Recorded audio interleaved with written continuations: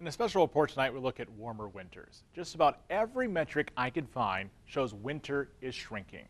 Look at this graph showing winters are less harsh than they were 30 to 40 years ago. South Bend's seen a sharp decrease in the average number of heating degree days since 1950.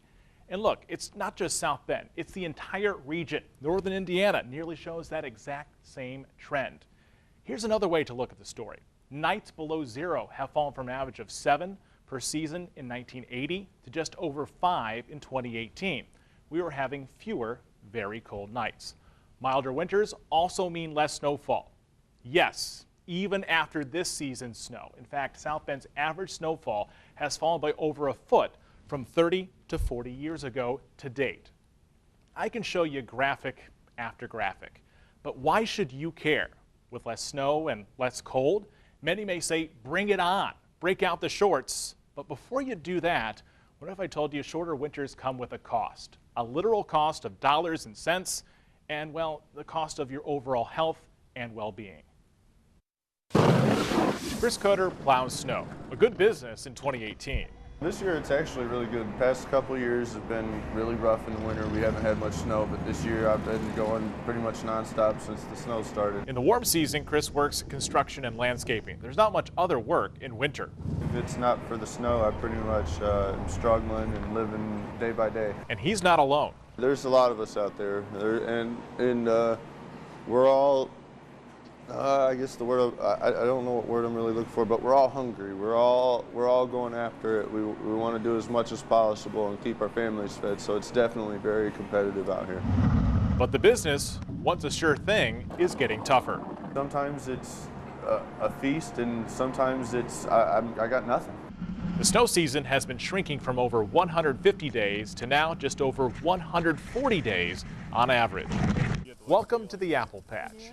Bill and Sue Detmar's orchard has been running for about a decade. Everybody is trying to go back to the local businesses and fresher fruits, vegetables. A business they got into after Bill retired. They need a good winter.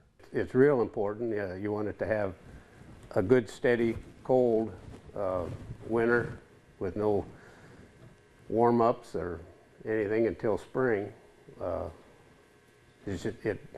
You don't want to start the trees coming out of dormancy early. The northern apples we're used to need cold weather. The reds, yellow, delicious, Melrose, McIntosh, Cortland. But if winters keep warming, I think the apples would still grow. You're just not going to have the good production. We'll just have to plant different trees, or they may have to just design some bigger or better trees that are going to handle that. A process that could take 10 years or more. Michiana is great for farming, not just because of good soil, but a great climate. That's changing. We are really good at growing corn and beans. Farming becomes a little more complicated given shorter winters, longer growing season. Farmers make a gamble every year. They juggle every risk and reward. On one hand, a longer growing season can mean higher yields or planting a second crop. But on the other hand, we're looking at more disease, more bugs, and less nutrients in the soil. That drives up costs because farmers have to spray more pesticides, fungicides, and fertilizer. There's definitely a cost associated with the presence of insects that are overcoming some of our technology and becoming resistant to some technology that we have on the market, as well as increased spread of these traditionally more southern fungal diseases or soybean aphid pressure to increase. Bugs, and most of all mosquitoes, like it mild. Warmer winters and other things that happen, just tend to, in general, extend the season for mosquitoes and make it easier for some of the southern species to move up. Not only are our native species increasing, but some non-native insects like the Asian tiger mosquitoes that love to snack on humans. The number of days below freezing has dropped from on average 140 to just over 114.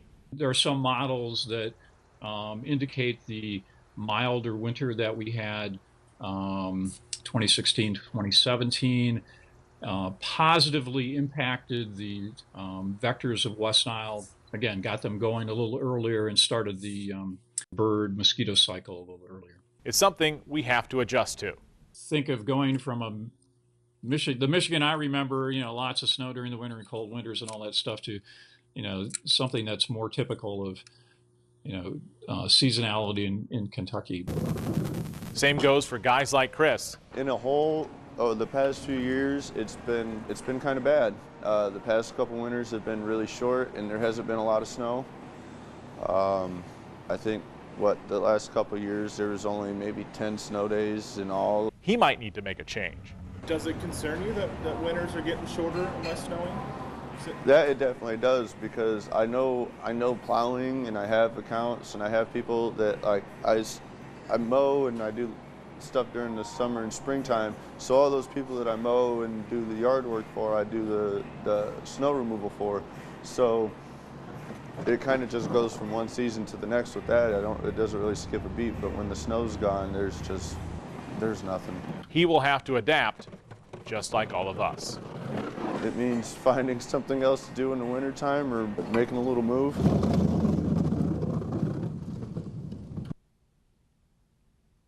Now, adapting, that's the real cost of climate change. Warmer winters doesn't mean complete doom and gloom, but our economy and our ecology will have to adjust, or what we rely on and depend upon won't be around in the future.